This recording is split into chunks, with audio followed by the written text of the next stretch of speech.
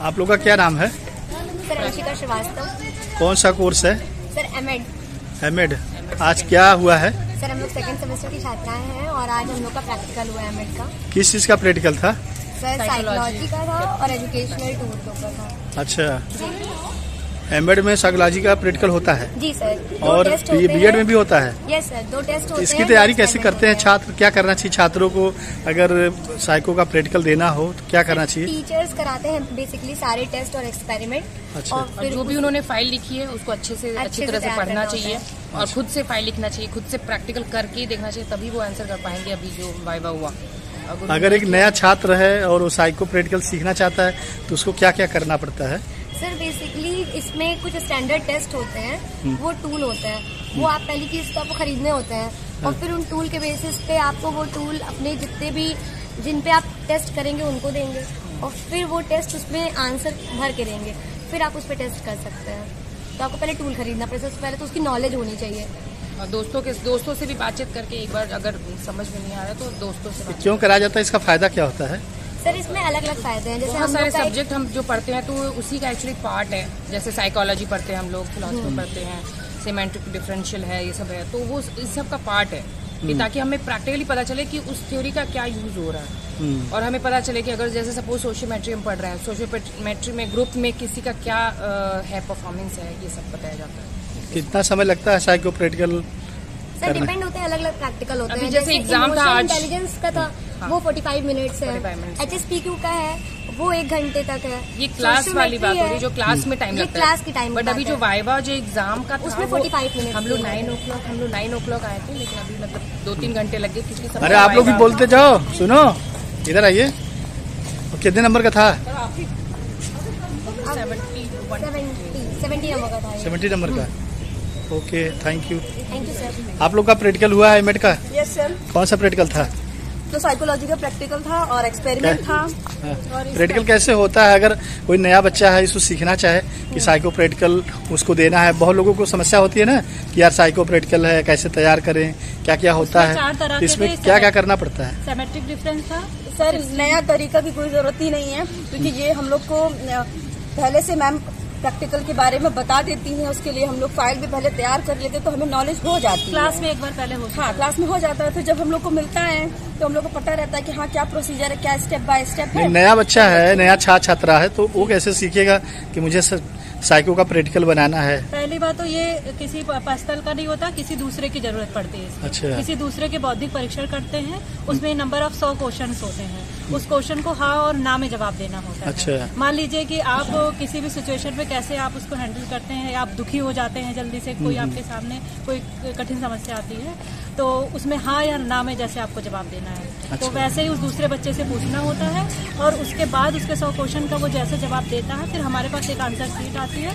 उस answer sheet में हम मिलाते हैं कि उसने उस इंटेलिजेंस में टेस्ट में जो आंसर दिया है उस बेस पे उसने कितना परसेंटेज यहाँ पर गेन किया है, कितने नंबर ऑफ क्वेश्चन सही किए हैं। सर ये तो इनका एक था। इस तरीके से हम लोग के पूरे 4 प्रैक्टिकल ये इमोशनल इंटेलिजेंस की बता रही और इमोशनल इंटेलिजेंस हमें जो मिला हुआ था वो सोशियोमेट्री का मिला हुआ था। अच्छा, उसमें क्या क्या होता है? सोशियोमेट्री में 15 स्टूडेंट्स की जरूरत होती है। अच्छा। इसका मतलब 15 स्टूडेंट्स हम लेंगे। उन 15 स्टूडेंट्स के बीच में क्या रिलेशन है, क्या इंटरेक्शन है आपस में, लाइक है जैसे डिसलाइक है, कौन किसको पसंद करता है, कौन किसको ना पसंद करता है, या फिर कौन ऐसा स्टूडेंट है जिसको कोई नहीं पसंद करता है, या कौन ऐसा स्टूडेंट है जो सबको सबसे ज्यादा पसंद आता है। इंटेलिजेंस एक बच्चे के लिए होता है, 2 बच्चों का आपस में, और सोशल इंटेलिजेंस में एक गैदरिंग होनी चाहिए जिसमें कि आप एक सोसाइटी में कैसे बिहेव करते हैं। अच्छा। उसको यहाँ सोसाइटी में उन कुछ ग्रुप का लेते हैं कि उनका आपस में इंटरेक्शन क्या, क्या रिलेशन कैसा। तो साइको प्रैक्टिकल से क्या बुद्धि का परीक्षण भी होता है क्या? बिल्कुल, बहुत बुद्धि का परीक्षण होता है। आप देखिए बुद्धि का परीक्षण में इसमें आप समाज में कैसे आप अपनी बुद्धि का इस्तेमाल कर रहे हैं, पर्सनल लाइफ में कैसे कर रहे हैं। तो जैसे इमोशनल इंटेलिजेंस में आपके पर्सनल लाइफ में आ जाएगा और सोशियोमेट्री में आप समाज में कैसे समाज में आ जाएगा। तो एक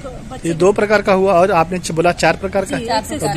तो 2 और कौन है? 16 PF, 16 पर्सनालिटी फैक्टर्स। उसमें क्या है? एक ही पर्सन के 16 प्रकार की जो पर्सनालिटीज हैं उनको हम चेक करते हैं वो किसमें ज्यादा बेस्ट है और किसमें कम। जैसे कोई बोलता बहुत अच्छा है, कोई लिखने में बहुत अच्छा होता है। अच्छा, है ना। और कोई प्रैक्टिकली सोचता है तो कोई एक्सपेरिमेंशियल सोचता है, कोई किसी की थिंकिंग इमेजिनेटिव है ना, कोई शाई है और कोई एंगर है, एक्चुअल सोचता है, तो सब में अलग अलग बुद्धि होती है। उसको पहचानना इस टेस्ट के जरिए आप पहचान सकते हैं। अच्छा। इस टेस्ट में आपको पता चल जाएगा वो किस प्रकार की बुद्धि से। इसमें भी एक क्वेश्चन की बुकलेट मिलती है और वो सब्जेक्ट से ही हमें फिल करवाना और पड़ता वो बुकलेट बहुत ही ऑथराइज्ड होती है, कोई ऐसी बुकलेट नहीं होती है जो कि किसी भी स्पेसिफिक। तीसरा प्रैक्टिकल था, चौथा कौन सा है? चौथा सिमेंटिक डिफरेंशियल। उसके बारे में बता दिया आपने? नहीं, सिमेंटिक डिफरेंशियल के बारे में नहीं पता है। सिमेंटिक डिफरेंशियल इसमें 5 सब्जेक्ट की जरूरत होती है। ठीक है, ये स्टैटिकल है, ये टोटल स्टैटिकल बेस्ड है। अच्छा। 5 सब्जेक्ट चाहिए होते हैं। 5 में कॉन्सेप्ट 3 होते हैं। एक कॉन्सेप्ट होता है टीचर का, एक कॉन्सेप्ट लाइब्रेरी का, एक तीसरा कॉन्सेप्ट होता है एजुकेशन का। हर एक कॉन्सेप्ट में 5-5 होते हैं सब्जेक्ट। उनसे हम डेटा फिल करवाते हैं, जैसे उसमें लिखा रहता है कि लाइब्रेरी की कैसी कंडीशन है, गुड है, एवरेज है या पुअर है। किसी बच्चे कोई कॉलेज में है तो उस कॉलेज में उसकी लाइब्रेरी की सिचुएशन कैसी है, उसके अकॉर्डिंग क्या वो सोचता है, उसको फिल कराएंगे। दूसरे सब्जेक्ट, हाँ, लाइब्रेरी का कैसा कंडीशन है कॉलेज में, या फिर यूनिवर्सिटी हो गई, कैसा कंडीशन है लाइब्रेरी की, बुक्स है कि रेफरेंस है कि न्यूली बुक है, वाईफाई है, मैनुअल है या फिर डिजिटल है जी। ये हो गया लाइब्रेरी में। बाकी एजुकेशन में स्टाफ कैसा है, टीचिंग के स्टाफ कोऑपरेटिव है, मोटिवेटेड है कि नहीं है, इस तरह के इसमें क्वेश्चंस रहते हैं। ये हमें वो सब्जेक्ट से फिल करवाना पड़ता है। आपने एमएड में दाखिला लिया था, बीएड किया, एमएड कर रही हैं आप। आपने क्या सोच के दाखिला लिया है एमएड में? एमएड में दाखिला इसलिए लिया है कि देखिए, पहली बात तो स्कूल एजुकेशन से हटके हम एक हायर लेवल के बच्चों को पढ़ा सकेंगे जी। दूसरा, इसमें आपके इंटेलिजेंट लेवल बहुत हाई हो जाता है। आप सोचने की क्षमता, सब किसी को समझने की क्षमता बढ़ जाती है जब आप एमएड में जब आप आते हैं जी। तो। और किसी भी सिचुएशन में आपको किस तरह डिसीजन मेकिंग कैसे लेना है, क्या करना है, वो चीज इसमें एमएड में आपको मिलेगी। एक आपके पर्सनालिटी में निखार आ जाएगा जब आप एमएड करने के बाद आप पीजी मास्टर हो गए। जी जी जी। अच्छा, आपने एमएड में दाखिला लिया, आपने आर्यावर्त ज्वाइन किया, आपको 1 साल लगभग हो गया पढ़ते हुए। कॉलेज कैसा लगा, टीचर कैसे लगे आपको? देखिए, यहाँ पे कोई काम फॉर्मल नहीं होता है, बहुत शेड्यूल से होता है। एक जो एमएड में जो एक स्ट्रक्चर है, उस स्ट्रक्चर को फॉलो करके हम आ रहे हैं, क्योंकि अदर्स कॉलेज में हमने देखा है और अपने कॉलेज में देखा है, तो सारे स्ट्रक्चर को हम फॉलो करें। टीचर अगर आप क्लास लेते हैं तो टीचर क्लास में भी बहुत अच्छे से पढ़ा रहे हैं जी।